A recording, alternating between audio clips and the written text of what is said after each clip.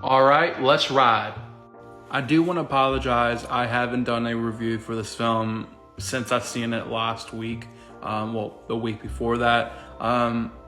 And the reason for that being is that I really didn't know what to say for this film.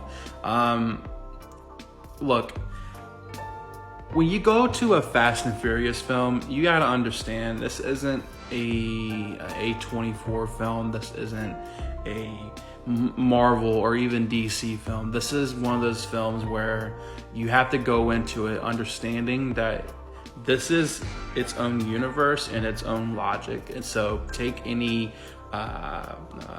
dispense belief like to 1,000. Just don't try to have logic in this film.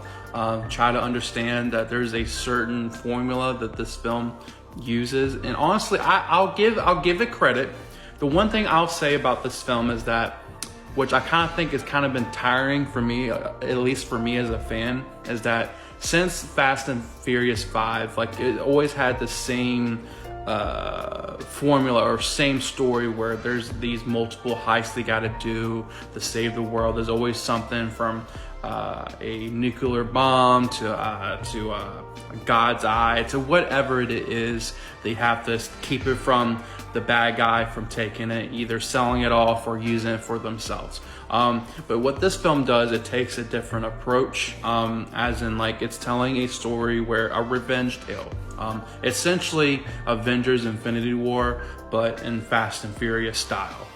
Look, everyone did their job. Everyone acted the way they act in every other Fast and Furious film. I say Jason Momoa was really the standout star for me, at least. I got a lot of Joker vibes from his character, a lot. And as much as this cast likes to downplay Marvel and DC, they have taken a lot of Marvel and DC inspiration to this film. From the story to the characters. I mean, like I said, Jason Momoa reminded me a lot like the Joker.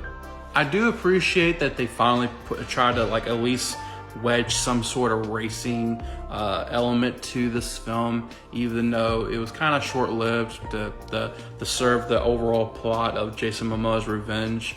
But overall, I mean, look, even the song selection for this film, I really wasn't crazy about. And that's big for me to say because I love the song selections they have had over the past for all the other Fast and Furious films. But again, it's a fun, enjoyable film. But even with my second viewing of this film, I noticed even the pacing can be a little too fast for what they're trying to tell.